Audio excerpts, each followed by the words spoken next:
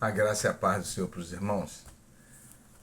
Nós vamos iniciar mais uma escola dominical e na última escola que teve, nós falamos sobre, o tema foi ansiedade.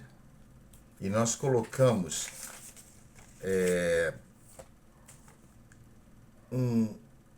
uma definição conforme a Bíblia aponta, que é chamada de perturbação de espírito causada por incerteza ou receio. Essa é a tradução literal da palavra ansiedade no grego. E isso acabou gerando muita controvérsia, sem necessidade. Por quê? Porque as pessoas assumem que a ansiedade é algo aceitável na nossa vida. Então, antes de começar a falar mais sobre isso, que não ia ter essa segunda aula, mas eu senti necessidade de dar uma complementação. Por quê? Para justamente tirar essas dúvidas. As pessoas percebem a ansiedade como algo que deve gerar compaixão por aquele que está observando a pessoa que está com o transtorno ou com a crise. Só que o que as pessoas não percebem é que a Bíblia não está falando somente sobre isso. A ansiedade ela pode acontecer com qualquer um de nós, qualquer um. No entanto, o que a Bíblia fala diretamente é que nós não devemos andar ansiosos. Só que as pessoas comentam, ninguém tem controle sobre isso. Sim. Quando fala não andeis ansiosos, é a mesma coisa que falar assim, olha, vocês não podem ficar andando tristes. Ninguém tem domínio sobre tristeza. Tristeza é um sentimento. O que acontece é que quando um sentimento bate em nós, isso é característico da natureza humana. O que ele vai fazer conosco como resultado é o que vai ditar se ele vai nos prejudicar ou se vai simplesmente passar como algo banal. A ansiedade, vamos já direto lá para o texto áureo, que é a primeira carta de Pedro, no capítulo 5, versículo 6. Olha, quando Pedro fala assim, humilhai-vos, pois, debaixo da potente mão de Deus, para que, a seu tempo, ele vos exalte. Então, o que foi tentado em explicações para que os irmãos entendessem, eu vou reforçar aqui. O problema não está se a ansiedade se aloja ou se ela tem um início. Claro que tudo que é perigoso teve um início. Mas, na verdade, o problema está, e eu expliquei muito bem isso, no resultado que ela dá. Por quê? Lembra que eu li para os irmãos? Está aqui até anotado. Ansiedade, perturbação de espírito causada por incerteza ou receio. Essa é a tradução do grego. Perturbação de espírito causada por incerteza ou receio. Vamos repetir bem. E então, quando a palavra fala assim, humilhai-vos, temos que entender uma coisa. Quando o Pedro está falando assim, humilhai-vos, essa situação não é para acontecer no momento que ele está falando, já está acontecendo. É como falar assim, se você tem que ficar triste, que fique triste desta forma. Estou usando a tristeza como exemplo.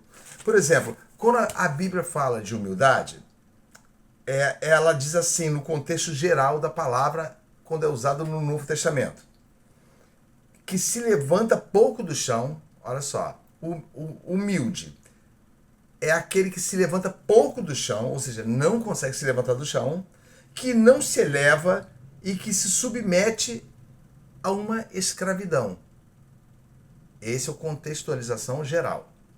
Então, partindo desse princípio, humilhai-vos debaixo da potente mão de Deus, significa se submetam à servidão de Deus.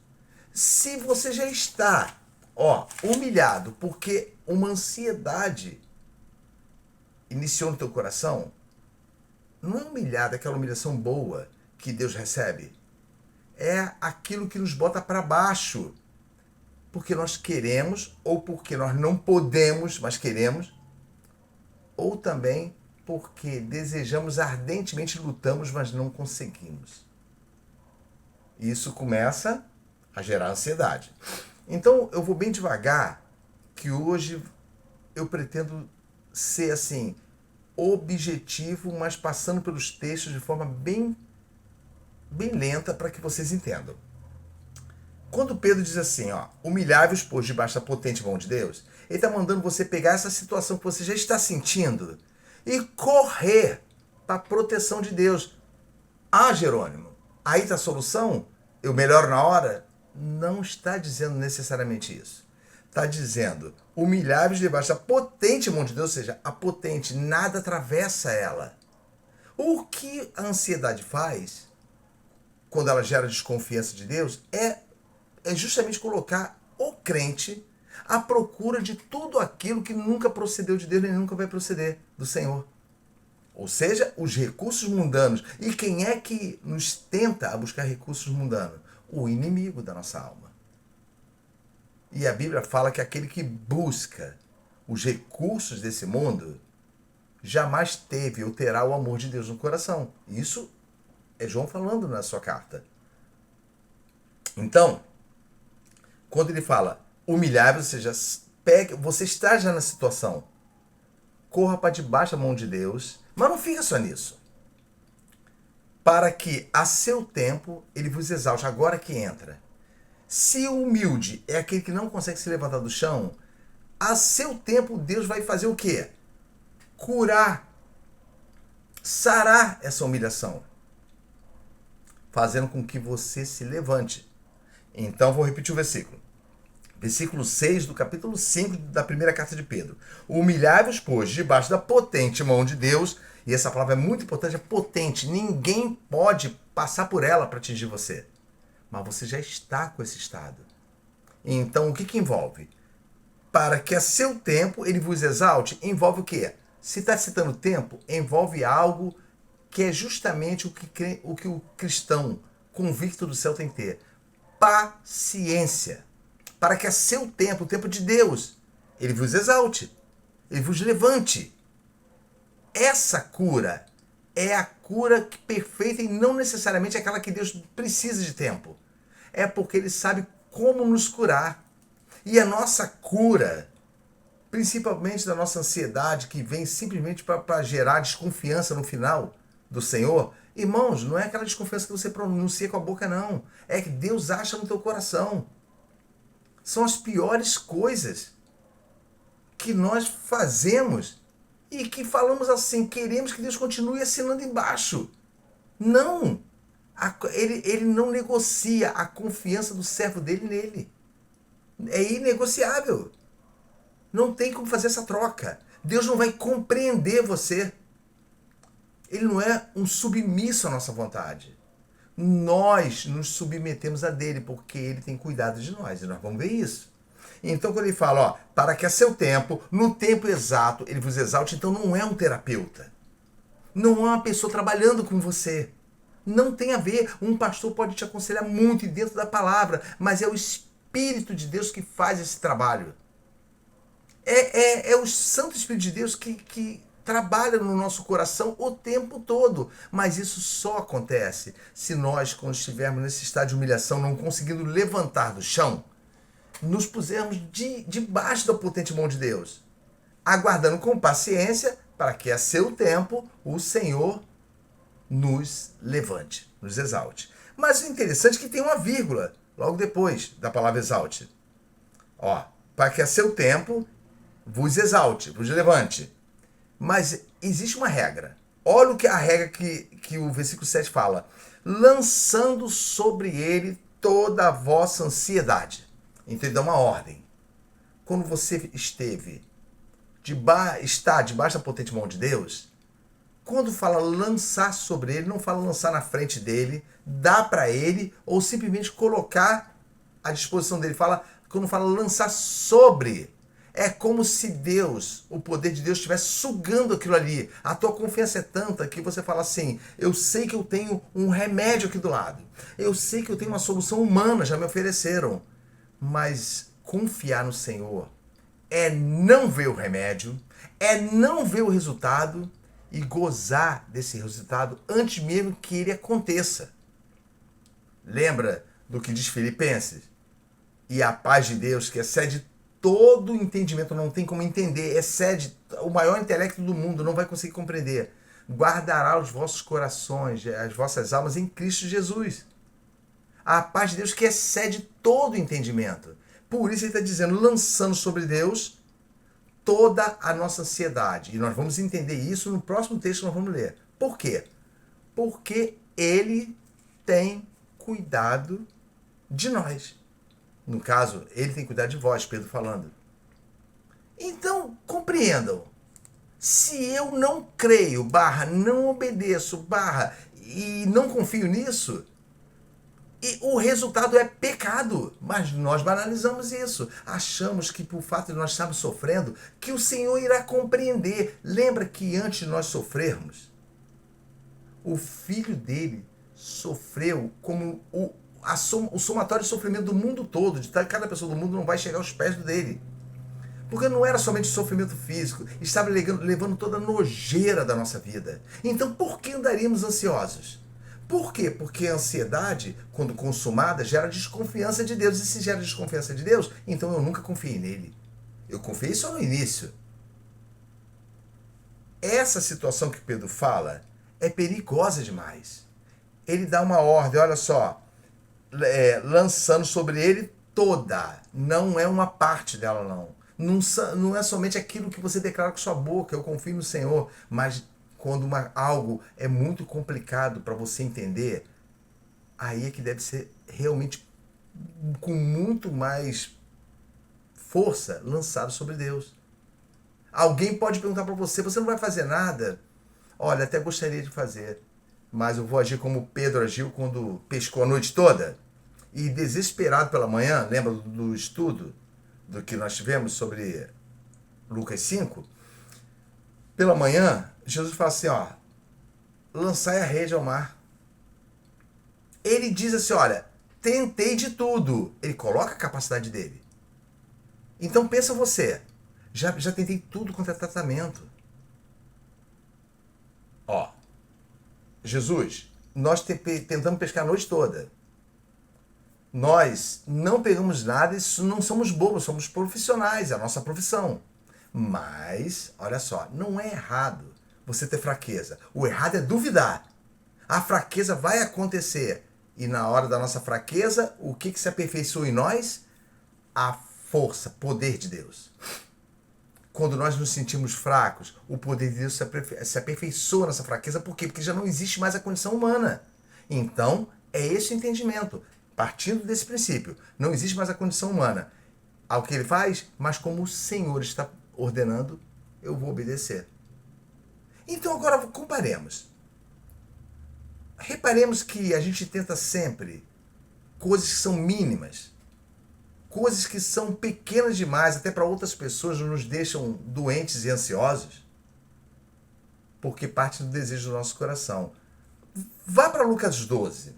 Vamos sair daqui de Pedro e vamos para Lucas, no capítulo 12, versículo 26. Olha o que diz. Lucas 12, versículo 26. Não, isso, 26. Jesus tinha acabado, no capítulo 12, antes dessa parte, do versículo 13 até o 21, ele tinha contado uma parábola, porque chegaram para ele e começou uma discussão acerca de divisão de patrimônio. E ele começou a dizer assim, olha, tomem cuidado e guardai-vos da avareza. Irmãos, a avareza não é gastar demais, não é segurar dinheiro porque é pão duro. A avareza é amar o dinheiro. Não importa se ele vai ser gasto, se vai ficar guardado no banco. A pessoa ama conseguir recursos que garanta a sua vida no futuro. Então ele conta a parábola do homem que teve um rendimento de colheita muito grande, uma prosperidade, e ele não tinha mais onde recolher. Não vou entrar no mérito da parábola que ele poderia, que o pessoal discute, poderia ter dado para os pobres, não. Ele não tinha mais onde recolher. Construiu mais celeiros e guardou, e no final ele agradeceu muito a Deus? Não. Ele falou para sua alma. Irmãos, para um pouquinho. Olha o que diz. E direi a minha alma, versículo 19.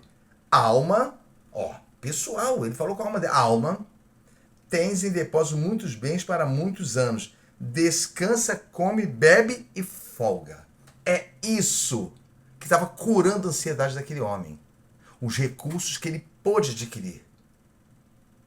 Então ele falou para a alma dele, alma, tem, olha só, tem em depósito muitos bens para muitos dias. Mas, irmãos, a alma é o quê? Ela tem uma durabilidade de 200 anos? Ela é eterna. O que é condenada? A alma. Então não tem como você chegar para a alma e falar, alma, sossega, porque você vai ficar bem por 1.500 anos. Não. Ela é eterna. É a alma que sofre o juízo. É a alma que vai para o inferno. É a alma que tem todo o sentimento guardado nela. Tudo aquilo, por isso que a Bíblia fala que no lugar de tormento você terá sentimentos e lembranças. Como no lugar de salvação você terá gozo inefável. Mas vamos partir do que Jesus falou. Assim que Jesus contou essa parábola, e termina o final da parábola é terrível, porque assim que ele fala para a alma descansar, a própria parábola diz, louco, esta noite te pedirão ela. Pedirão tua alma.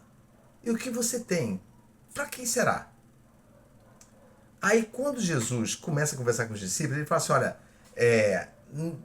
começa a aconselhar os discípulos, não andeis ansiosos por nada, para não ler o contexto todo, que vai do 22 em diante, até o 34, ele fala assim, não andeis ansiosos. Ele mandou observar os pássaros, ele mandou observar os lírios, e vai falando para eles, está vendo o cuidado que o nosso Deus tem? Mas quando chega no versículo 26, olha só, ele acabou de citar antes, qual de vocês que pode colocar uma medida a mais na vossa vida? Antes que algum irmão fale, na minha Bíblia diz altura, é porque a palavra relíquia com H, relíquia, ela tem o mesmo significado para a distância de vida. Ou seja, como o salmista fala, não me lembro o salmo, mas ele fala assim, mediste a minha vida a palmos. A palmos. Já, antes de eu nascer, já colocaste a minha vida na medida de palmos. Então é isso que Jesus está falando. Que o Senhor está falando. Você pode acrescentar uma medida a mais na sua vida, mas todos tentam. Todos tentam. O que eu puder fazer para não morrer, eu vou fazer. E muitos acham que alcançaram. Mas olha o que ele diz no versículo 26. Olha só. Ele fala no 25. Qual de vós, por mais ansioso que esteja, pode acrescentar uma medida a mais ao curso da sua vida? Ao curso da sua vida. Mesmo que a outra tradução diga estatura, é porque a palavra é a mesma. Então, alguns tradutores resolveram colocar tanto a da altura, porque a palavra serve também para altura, como para curso de vida. Aí ele fala assim, qual que vocês podem alongar um pouco a vida de vocês? Tem gente que pensa que pode. Ela vive ansiosa porque ela quer alongar a vida, mesmo sabendo que a morte vai chegar. Aí ele responde no 26, ele mesmo respondeu, pois, se nem ainda podeis as coisas mínimas, é o que todo mundo tenta, por que vocês andam ansiosos pelas outras que são muito mais difíceis? Como, por exemplo, quem vai cuidar da minha vida? De que adianta eu acrescentar uma medida a mais na minha vida? Se eu vou ficar velho, por exemplo, quem vai cuidar?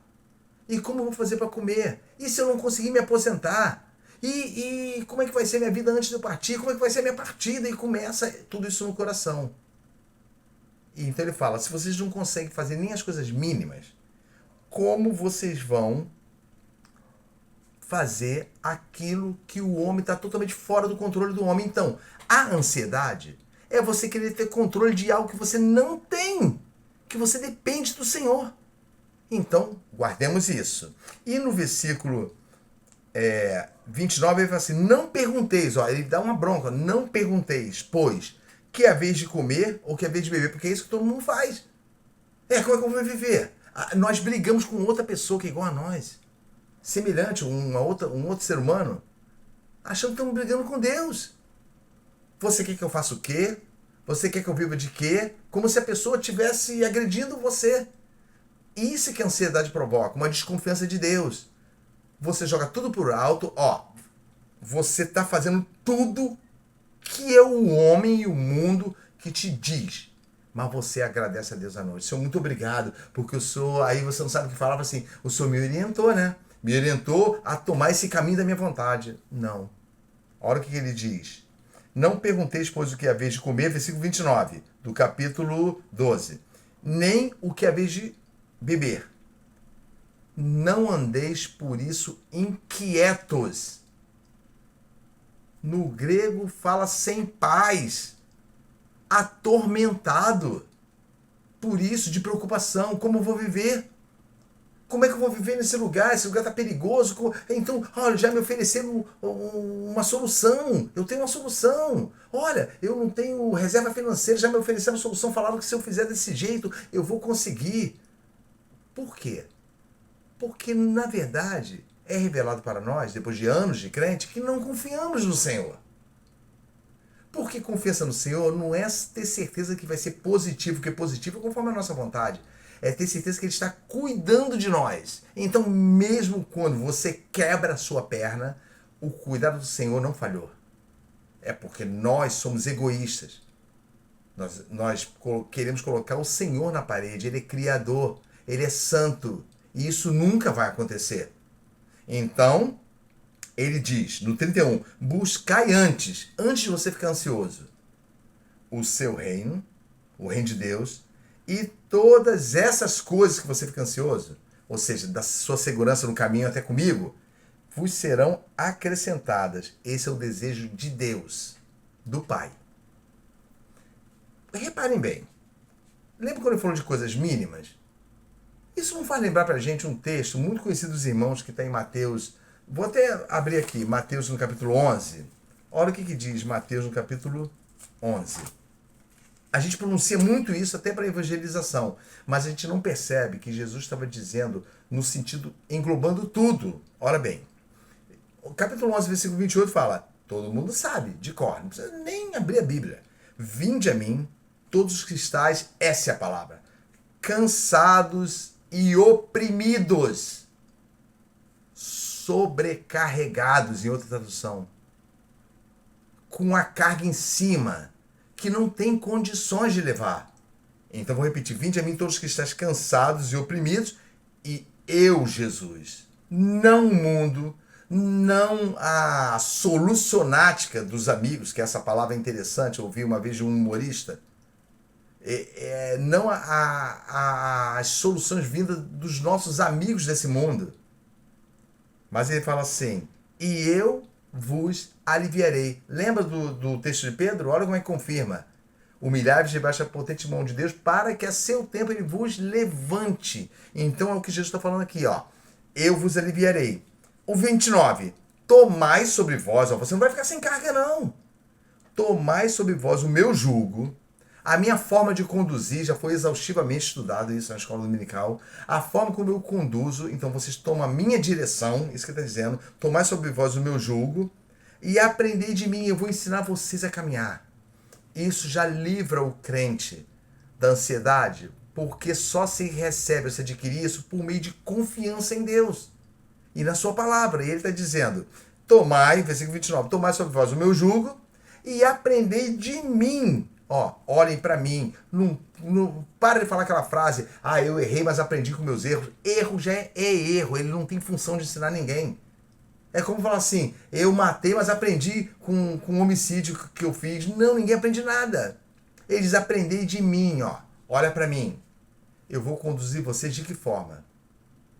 As soluções do mundo parecem suaves na hora, mas depois se mostram grotescas e cruéis. É isso que a pessoa que confia no mundo obtém.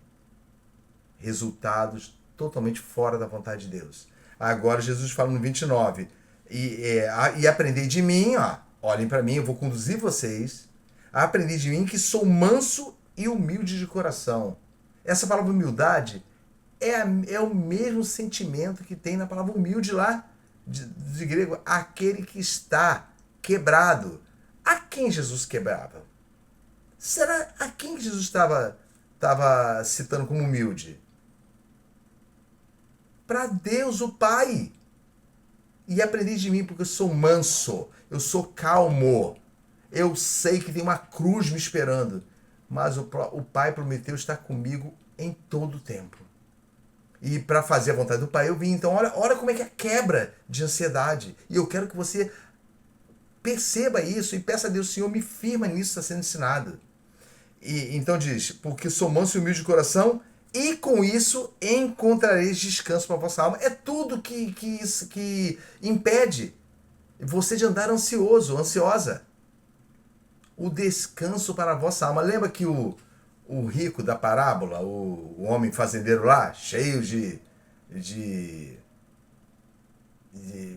prosperidade na sua colheita, ele mandou a alma se descansar.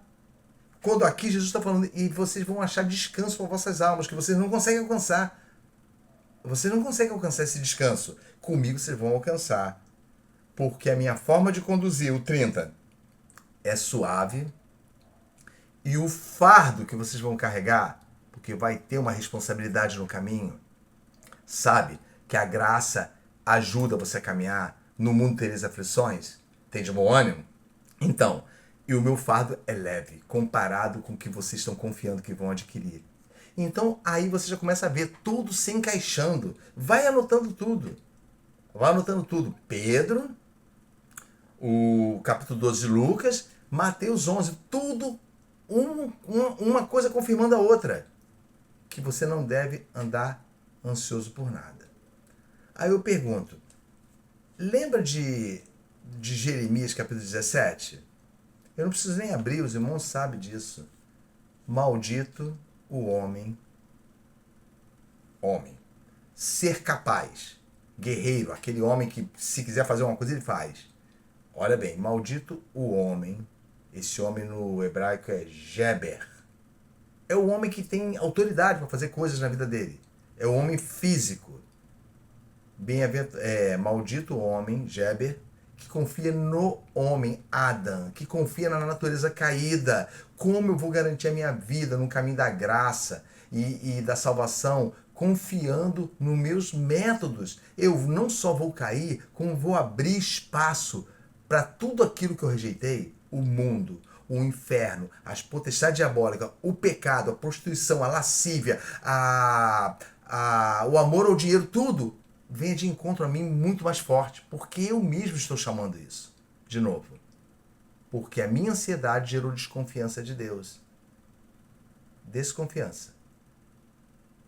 Então ele diz, esse homem que pratica isso, ele se torna maldito.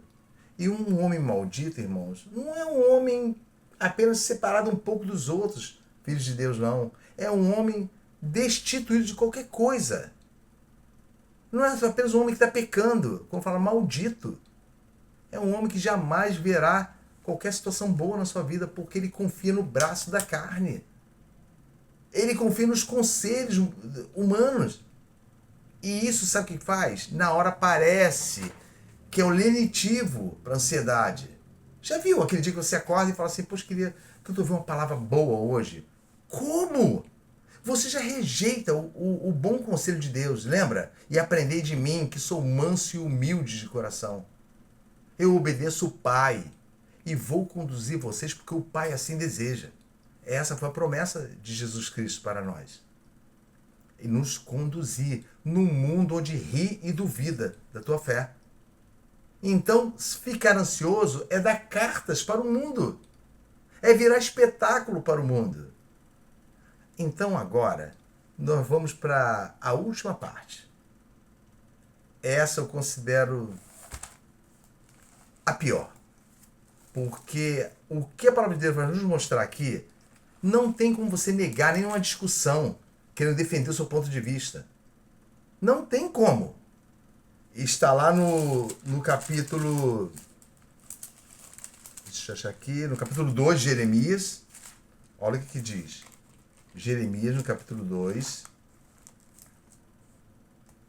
Versículo 12. Olha o que diz. Ele fala assim: espantai-vos. Espantai-vos disto que eu vou falar, céus. Espantai-vos disto, céus. E horrorizai-vos. E ficais assim estupefatos, assustados com o que eu vou contar para vocês. O profeta está falando, Deus está falando por meio do profeta. Então, espantai-vos disto, ó céus, e horrorizai-vos. Ficai verdadeiramente desolados ao ouvir o que eu vou falar para vocês.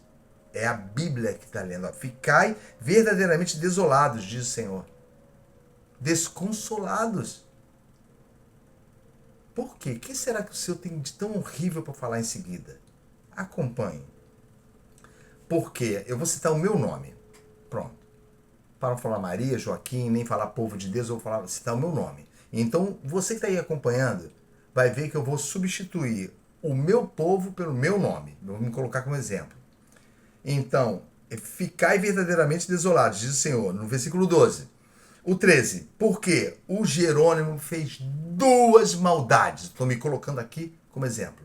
O Jerônimo fez duas maldades, praticou duas maldades. É a primeira vez e a única na Bíblia onde o pecado, a palavra pecado é substituído por maldade.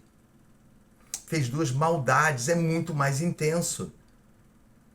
O Jerônimo, eu aqui, praticou duas maldades. Ué, mas uma só já... Não, praticou duas maldades. Quais foram as duas? Ó, a primeira que o Jerônimo praticou.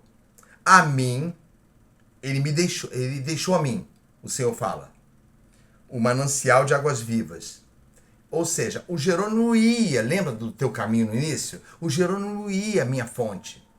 Ele sabia que ele não era dono da fonte. Ele sabia que aquela água estava ali todo dia, mas ele tinha que buscar. Ele não podia guardar, ele não podia estocar para melhorar a sua vida. Ele tinha que todo dia beber dela. E aquilo fazia com que ele fosse santo ao Senhor. Jerônimo, eu. Aqui na Bíblia está falando do povo de Deus. Então, ele fala assim, a mim me deixaram quem? O manancial de águas vivas. Eu não falo o nome de Deus. A mim me deixaram o Senhor. O manancial de águas vivas. E não satisfeito por isso, por ele não ter controle dessa água que fazia bem para ele resolveu fazer bem para ele de outra forma. O Jerônimo resolveu montar uma cisterna. Ele montou uma cisterna que aos olhos dele parecia segura, e cavou para si cisternas podres. Em outra linguagem está rotas, de rotura, de quando arrebenta algo. Então, cavou para si cisternas, depósitos de água podres, que não retém águas. Mas ele confiou. Ele confiou. Então agora eu quero finalizar para você, porque essa segunda escola é um complemento para você entender definitivamente a primeira. Eu troquei. Eu estou me usando como exemplo? E na verdade o exemplo é muito bem colocado, porque isso realmente aconteceu na minha vida. E o Senhor teve misericórdia de mim e me perdoou. E abriu os meus olhos antes de me jogar nas trevas exteriores. Eu substituí o manancial de água viva e confiei que eu podia pegar essa água, ir lá todo dia e guardar essa água, ou encher de outra água que não é do manancial, mas que é água. É como conselho humano. O pastor me aconselhou, o amigo lá do trabalho que nem é crente me aconselhou tão bem quanto o pastor. Ele bateu na minha escola e falou assim, vai dar tudo certo para você. Não falam coisa com coisa, mas nós acreditamos. E a TV na internet? Aquele monte de quadradinho direto. Seja feliz, como ser bem-aventurado, como praticar a bondade. Rapaz, não precisamos nem mais da Bíblia. Sabe por quê? Porque a todo canto onde você vai tem alguém falando bem de você e mal de Deus. Porque é isso, quando você coloca soluções humanas, ou quando você usa apenas o nome de Deus para atrair para uma solução humana, isso vira pecado. Então vou repetir, porque o Jerônimo fez duas maldades. A mim me deixou o manancial de águas vivas e cavou para ele cisternas rotas que não retêm as águas. Não consegue segurar. Então por que eu fiz isso? Por que eu pratiquei essas duas maldades? Porque com o tempo eu enjoo do Senhor estar fazendo bem para mim. É essa a palavra. No deserto o povo que era santo enjoou do maná, que salvou a vida deles. Quanto mais você achar o seguinte, eu acho que não é bem assim não.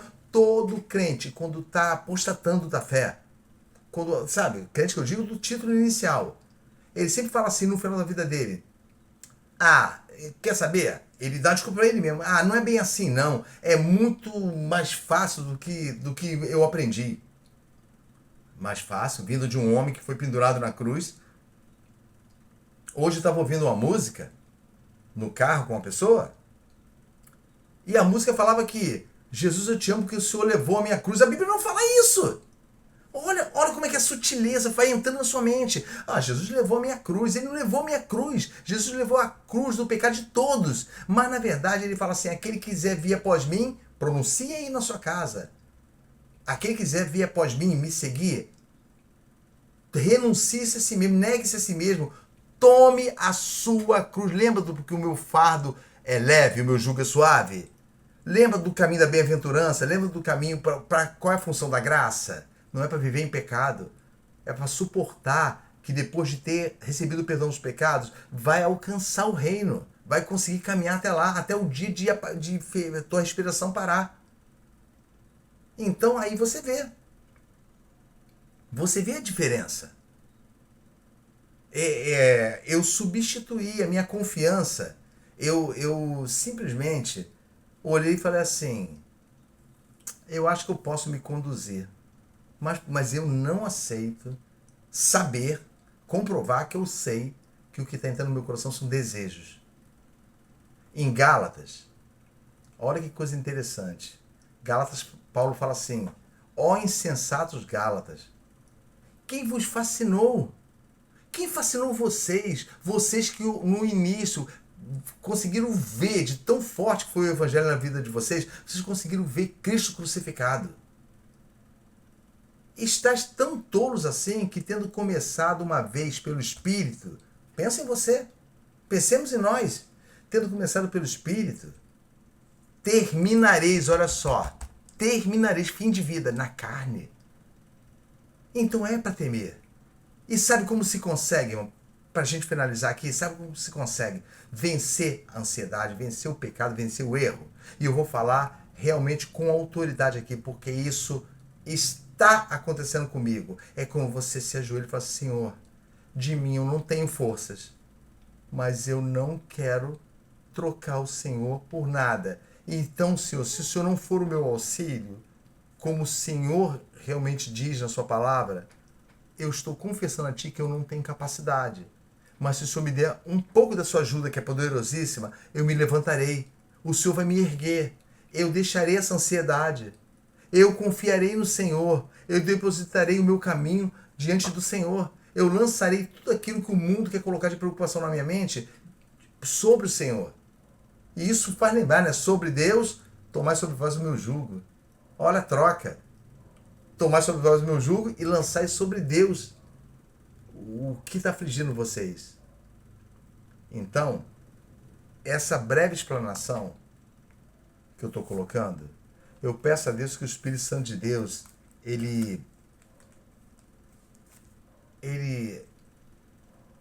ache terra fértil. E eu faço um apelo para você. Não deixa o mundo te enganar. Dá tempo ainda. Dá tempo. Essa vida que você vê o mundo fazendo aí, não pense vocês que Deus vai criar um paradigma, ou seja, um exemplo que serve como padrão. Não, bom, já que todo mundo anda assim, eu sou obrigado a levá-los para o meu reino desse jeito. Não! A Bíblia fala que os que são de Deus amam a Deus. Então é simples, tome coragem de julgar. Observa se aqueles que dizem amar a Deus amam realmente a Deus. Porque tem que gerar fruto de amor a Deus. Tem que gerar coragem de pregar a renúncia, porque quando você prega a renúncia, vão ver em você se tem renúncia. Então pense,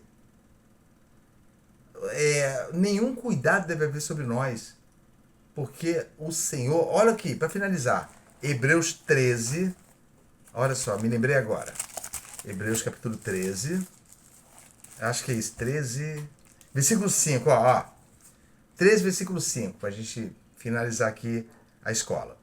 Seja a vossa maneira de viver sem avareza. Em outra tradução diz, sejam os vossos costumes.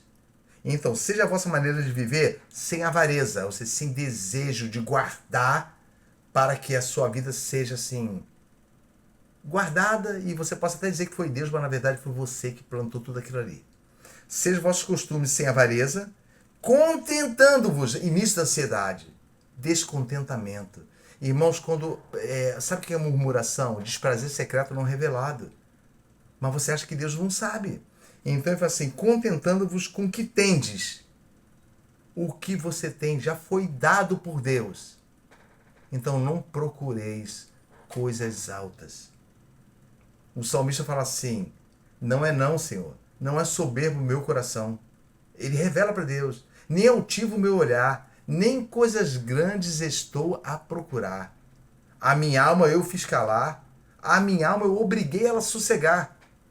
Como uma criança desmamada no colo da mãe se quieta, assim é minha alma para contigo, Senhor. Aquietado. E o Senhor pode fazer. O Senhor tem poder para isso. Só que você tem que desejar isso. Tem que desejar. Então ele fala, contentando-vos com o que tendes, o versículo 5 do capítulo 13. Porque ele disse, e essa frase não é própria do autor de Hebreus, essa frase é uma frase que foi dita para Josué no começo do livro dele. Josué, que Josué estava de frente para a terra, já tinha passado os limites de entrada, e Deus falou assim, porque ele disse, não te deixarei e nem te desampararei. Então como vamos envergonhar, afrontar a santidade de Deus se ele está garantindo, eu não te deixarei e nem te desampararei. Então guarde essa palavra. E em nome de Jesus Cristo, que o Senhor transborde o teu coração de amor e também de temor e tremor dele, para que haja entendimento e haja renúncia verdadeira, não renúncia de boca. Ore para os seus filhos, fala para eles, porque é uma guerra. Tem que ser visto que você confia na transformação de Deus e não na do mundo. Mas nós queremos ser simpáticos com todo mundo. Então lembre-se, peça a Deus e clame pela sua alma.